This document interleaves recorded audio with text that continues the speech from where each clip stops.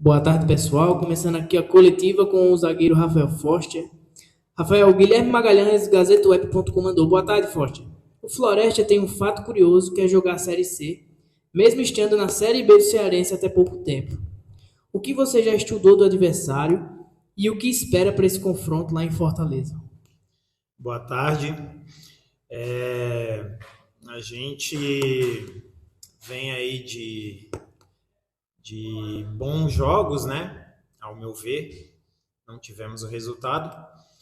E nesse período que a gente tem de treinamentos, a gente vai procurar aí ver o que a equipe do Floresta tem de pontos fortes, tentar neutralizá-los de uma maneira mais efetiva do que nos últimos jogos e vamos aprimorar nossa parte, ver o que eles têm de defeitos para que a gente possa ter sucesso lá. O Guilherme também pergunta: a Série C para o CSA são com 10 jogos em casa e apenas 9 como visitante. O elenco trabalha com alguma pontuação como meta para esses jogos fora de Maceió? Cara, a gente tem sim as nossas metas, né? Mas a gente vive cada jogo como se fosse o último, né? Então a gente sabe que a gente precisa de uma pontuação X para conseguir estar entre os 8 primeiros na primeira fase. Mas a gente vive cada jogo como se fosse o último, né? E não está sendo diferente. A gente respira durante a semana inteira o nosso próximo adversário, a parte técnica, a parte do staff, né? A comissão técnica tenta passar para a gente tudo o que pode envolver ali na partida, todas as situações, bolas paradas, jogadas por dentro, jogadas pelo lado, enfim, tudo que venha a nossa equipe a ter sucesso vai ser passado durante a semana, porque, como eu falei, a gente vive o próximo adversário intensamente. Thomas Carvalho, Rádio Clube Recantos. Você e o Ednei são uma dupla de zaga bem experientes. A gente sabe que a Série C não tem tantos jogos como as séries A e B, mas tem um deslocamento muitas vezes bem maior e uma logística complicada. Gostaria de saber como tem sido a sua preparação individual e se você prefere jogar em espaços de 3 a 4 dias, de um jogo para outro, ou prefere assim, com jogos praticamente um em cada semana. Na verdade, a preferência é se adaptar para aquilo que a gente tem, né? Se a gente tem os jogos de final de semana, a gente se adapta para aquilo. A comissão técnica tem uma maior liberdade para daqui a pouco dar uma folga para quem necessita ou trabalhar para quem precisa de uma carga maior. Então, assim, facilita muito mais na parte da comissão de planejamentos aí para a equipe chegar assim o mais próximo possível de quem vem jogando. Então, ao meu ver, assim, pela questão de idade, experiência, tudo, tanto da parte de ter jogos só final de semana, quanto se tivesse ali jogos de meio de semana e final de semana, acredito que a programação da comissão técnica ia nos ajudar na recuperação, caso tivesse esses jogos consecutivos, e no caso que a gente vem enfrentando, que é a Série C, tem um espaço maior para a gente poder descansar, programar bem e assim fazer os trabalhos e pensar somente no adversário da próxima semana. O Pedro Acioli, Nova Rádio Jovem. Boa tarde, Rafael. O CSA passa por uma sequência de jogos seguidos sofrendo gols. Na sua avaliação, o que o time precisa fazer para sofrer menos na parte defensiva? Boa tarde. Assim, são jogos que para a gente pegar aí nos últimos 4 jogos, né? 2 foram contra uma grande equipe, né? Equipe de Série A, disputa Libertadores e tudo mais. A gente sabia que ia ter essa dificuldade, uma equipe que propõe jogo, né? O nível de qualidade técnica a gente sabe que é diferente, mas a gente conseguiu suportar muito bem, ao meu ver. Foram 2 jogos aí de 3 gols para cada equipe, né? A gente ofereceu oportunidades, mas a gente também teve. E já na Série C, o que aconteceu no primeiro jogo foi uma fatalidade ali, Normalmente isso não se acontece, né? Não acontece isso na partida. Alguns erros ali, não na parte crucial do lance do gol, mas sim antes ali, alguns ajustes de marcação, algum ajuste aí que a gente poderia ter prevenido o lance do gol. Mas se a gente pegar as oportunidades que na Série C que os times que jogaram contra a gente tiveram, ao meu ver, foram poucas. Eles foram efetivos e isso sim a gente precisa melhorar aí, tentar diminuir essa efetividade deles, porque, ao meu ver, a chance que as equipes adversárias tiveram nesses dois jogos foram poucas. Rafael Foster, boa tarde. O Arno Oliveira, do Timaço da Gazeta. Na Série B você tem o tempo de fazer gordura, de uma recuperação. Na Série C, um turno só para saírem 8 classificados, né, divididos em grupo, essa questão do regulamento. Como é que é para vocês o compromisso de ter que vencer a cada jogo para não trazer problemas em termos de pontuação futura? Boa tarde. Assim, é uma situação, como eu falei, né? A gente procura viver cada jogo como se fosse o último. E a gente sabe que quanto antes a gente alcançar a nossa meta, que é o número de pontos X, para que a gente consiga passar para a próxima fase, a gente vai fazer isso. Mas do outro lado também existem equipes, existem situações que a gente se depara, né? Como, por exemplo, a gente acreditava, porque a gente acompanhou alguns jogos do Gauchão e a gente acreditou que a gente ia chegar em Erechim com uma qualidade de campo um pouco melhor. E lá dentro foi muito diferente. A grama alta, uma grama irregular, onde assim se pegou uma equipe já habituada com aquele ambiente e a gente tendo que se adaptar ali no aquecimento, durante a partida. Não estou usando isso como desculpa, né? Mas é uma situação que daqui a pouco a gente chega com um modelo de jogo e lá naquela hora, minutos antes do jogo, você tem que se readaptar, fazer algo diferente, sair da sua zona ali, não vou dizer zona de conforto, mas do seu modelo de jogo. Você tem que sair de uma maneira que você vinha jogando, que foram os dois jogos do Inter e também contra o Confiança, para um jogo mais de ligação direta, um jogo que não favorecia muito a nossa troca de lado de campo, um jogo que a gente não conseguia ficar muito tempo com a bola no chão porque travava, porque às vezes a bola dava um piquezinho e passava por cima do pé do nosso companheiro, o passe a gente teria que cuidar muito mais, o dobro de quando a gente joga no nosso estádio. Então foram situações que, assim, a gente sim precisa pontuar o quanto antes para alcançar o nosso objetivo, mas tem situações que a gente acaba não conseguindo controlar por conta disso. Rafael Foster, boa tarde. Ricardo, aqui da TV Gazeta. Do primeiro jogo, né, da Série C para o segundo, vocês tiveram aí 3 dias para se preparar, viajar, enfim, toda essa logística. E agora vocês têm aí praticamente uma semana, né? Claro que tem toda essa logística também envolvida. E quando vocês tiveram maior tempo, né, por exemplo, no jogo contra o Internacional, foi quando o time conseguiu, de fato, mostrar todo aquele potencial que tinha sido preparado durante a semana, durante o mês. Como é que você define essa semana cheia para o CSA nesse momento, nesse início de competição, até para tentar começar aí a pontuar com os 3 pontos? Boa tarde.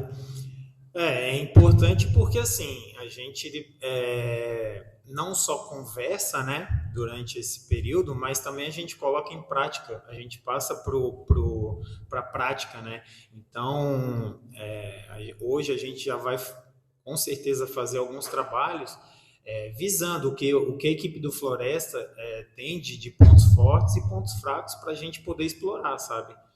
É bom porque tendo os dias, a gente, como eu falei, acaba controlando o desgaste de cada atleta.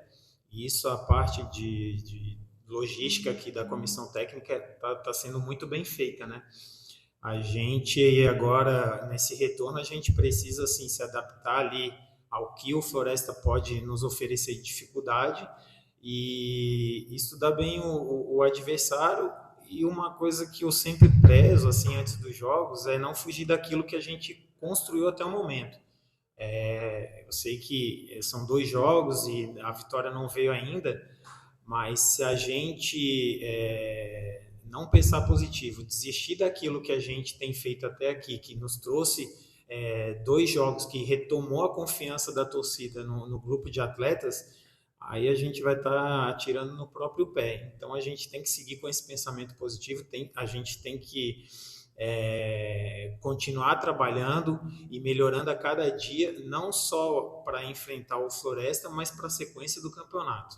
Do seu ponto de vista, né, o que foi determinante para que o time não conseguisse a primeira vitória dentro desses 2 jogos? Porque houve intensidade, houve volume, principalmente quando o técnico Vinícius Bergantin falou no pós-jogo contra o Confiança, que o time criou bastante, né, mas não conseguiu chegar ao gol. O que foi determinante nesses 2 jogos para você? Bom, o primeiro jogo, né, falando, é uma situação muito, assim, a gente já viveu, acredito que vocês, o pessoal da imprensa também já viveu, assim, jogos como foi Nós e Confiança, e eu também já vivenciei isso. Um jogo onde você cria inúmeras oportunidades, inúmeras chances, você tem maior número de posse de bola, você controla o jogo, você consegue se impor diante de uma equipe que, querendo ou não, briga por um acesso para a Série B, né? E você faz tudo que você treinou durante a semana com excelência, com perfeição, e você chega assim em um detalhe, como eu falei, não é um erro, foi uma questão que aconteceu, um desastre ali, alguma coisa que eu não sei explicar, e o pessoal foi do Confiança. Não quero tirar o mérito também deles, tá? Mas, assim, perguntando até para os jogadores deles, vocês podem ter noção de que a gente fez o que a gente conseguia para criar chance de gol. E aí a gente pecou, sim, na questão de converter em gols. Mas acredito que para essa vitória vir, né, a gente, como eu falei, não podemos achar que está tudo ruim, que está péssimo, porque não está. A gente, como você falou, a gente está tendo intensidade, tanto no primeiro jogo quanto esse contra o Ipiranga. A gente cria oportunidades e a gente sabe que hoje em dia, com os estudos, com a internet, a gente tem informação de tudo. E mesmo assim, com as dificuldades do campo, com todas as informações que a equipe adversária tinha da gente, a gente acabou criando situações, conseguimos fazer um gol e ali, por algum detalhe, alguma coisa que a gente está pecando e a gente vai estudar para isso não acontecer de novo, a gente acabou tomando o gol de empate. Rafael Fossa, como é que você viu o episódio do Thomas Bastos, né? Você chegou a ouvir da parte da torcedora, né? O insulto racista que ela realmente praticou. Como é que você vê, né, como atleta, como capitão, como pessoa, principalmente esse tipo de ação? Bom, é uma situação, assim, muito difícil, né? Eu, particularmente, não ouvi. Quando eu vi a discussão, eu fiquei um pouco sem entender, e aí, conversando ali com os meus companheiros, aí eu fiquei sabendo, né?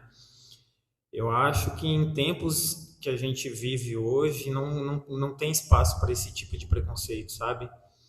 E o que mais me indigna é a pessoa sair da sua casa, mobilizar daqui a pouco seus parentes. Eu não sei se a pessoa estava com alguém ou não, se estava sozinha, mas imagine-se que se está num grupo e você mobiliza o seu marido, sua esposa, seus filhos, e aí você vê alguém do seu lado definindo esse tipo de preconceito, sabe? Assim, é muito triste, porque você acaba desmotivando a família a levar, os pais a levar a família para o estádio. Você acaba desmotivando uma criança de ver o seu ídolo. É uma cena, assim, lamentável. A gente espera, né, e a gente torce para que o ocorrido não ocorra novamente, mas a gente sabe que tem muita gente preconceituosa, tem muita gente desse tipo ainda espalhada pelo mundo, não só aqui no Brasil. E fica o nosso apoio aí pro Thomas, né? porque a gente sabe do potencial que ele tem, da pessoa que ele é, e tem o nosso total apoio. Você usou a palavra aí, desmotiva, né? E uma situação que tem acontecido no início da semana, que tem chamado a atenção, assim como em outras semanas, essa questão do envolvimento de vários jogadores com casa de apostas. E é inevitável falar sobre esse assunto. Queria saber a sua opinião, né? Sobre esse tema, o que é que tem acontecido? É uma avalanche, uma enxurrada, né? Hoje mesmo, vários jogadores de clubes de Série A, por exemplo, aparecendo nessa lista. Qual é a tua opinião sobre isso? Porque o torcedor muitas vezes acaba perdendo o gosto, né, de ir para o estádio, de comprar um uniforme. O que é que você acha sobre esse assunto? Bom, cara, é outra situação muito delicada, né? Muito delicada, coloca em xeque a nossa índole, querendo ou não, é de novo a classe dos jogadores. Então, assim, a gente acaba sofrendo as consequências. Quem está correto, quem não participa desse. Para mim, isso daí é um crime com a instituição, com a camisa que o atleta veste. Então, eu particularmente espero que tenha punição, porque assim, é uma instituição, a gente defende um clube, a gente defende uma torcida, a gente defende pessoas sérias que vêm aqui para trabalhar. Poxa, eu não posso acordar de manhã, colocar minha roupa e simplesmente vir aqui pensando, poxa, meu final de semana eu vou fazer uma sacanagem com o clube. Não posso, eu não tenho esse direito, cara. Eu não posso me permitir fazer isso. Então eu espero sim que tenha uma punição, e uma punição severa, que sirva de exemplo para que nosso futebol não tenha mais isso. A mesma situação do preconceito que não deve existir, a questão de pessoas dentro do futebol apostar por conta de cartão, por conta de gol, por conta de escanteio, isso também não tem que existir. Mexe com o ser humano. É muito mais do que a questão financeira, é muito mais do que parte esportiva, é muito mais que agradar um amigo, é a sua índole, é o que você é o ser humano que você é. Então eu espero sim que isso se resolva, né? Que descubram quem participa e quem participou desses esquemas, que tenha uma punição para que sirvam de exemplo e assim, que o torcedor acredite que ainda assim tem atletas que respeitam e representam o clube que o jogador veste a camisa. Hoje, daqui a pouco, se algum dos jogadores, eu digo na forma geral, não só do CSA, toma um cartão, o que a gente vai pensar, né? Então, assim, tudo agora é colocado em xeque. Mas assim, a consciência de quem não faz quem não tem esse tipo de atitude é tranquila, como eu falei, é seguir trabalhando, é levantar com a consciência tranquila e deitar com a consciência tranquila de que você veio para o seu local de trabalho, fez o seu melhor e está indo para casa. Foster, voltando ao time, né? O Tagliari, né? O Tiaguinho, são jogadores que praticamente devem voltar a trabalhar com vocês e já ficar à disposição para o próximo jogo. Quanto mais, menos vocês tiverem a perda do atleta que está jogando, que está tendo uma sequência para o grupo, isso é bem melhor para o entrosamento, né? E principalmente para um jogo desse que vai acontecer lá no PV no próximo domingo. Né? Bom, você falou tudo, é isso. Quanto menos jogador a gente tiver no departamento médico, melhor. Melhor porque são mais opções para o professor Vinícius utilizar dentro da estratégia que a gente vai implementar no próximo jogo. Soma-se a qualidade à nossa competição dentro do grupo, né? A gente tem uma competição diária, porque assim, ninguém tem status de titular nem status de reserva. Todos têm totais condições de estar nos 11 titulares e fazer o melhor para que o CSA saia com a vitória. Tanto é que eu uso de exemplo os jogos que a gente teve nos últimos 4, que saíram jogadores por cansaço, por algum tipo de desconforto, entraram jogadores com fôlego, com força renovada e deram conta do recado. Se não aumentaram o nível, mantiveram. Então, assim, a importância de não ter jogadores no DM vem disso. o crescimento de quem normalmente vem jogando, para não deixar cair, porque ele sabe que se ele falhar em algum momento, vai ter esse suplente que vai representar ele, que vai pegar a vaga dele. E esse cara que está treinando, batalhando dia a dia para ganhar, conquistar a oportunidade, eu tenho certeza que ele vai estar preparado para que quando ele for, o professor Vinícius for utilizar ele vai dar o seu melhor, vai assumir a posição e vai representar muito bem a equipe para conquistar o principal objetivo, que é o acesso. Muito obrigado, Foster. Obrigado aos amigos que vieram. Coletivo encerrado.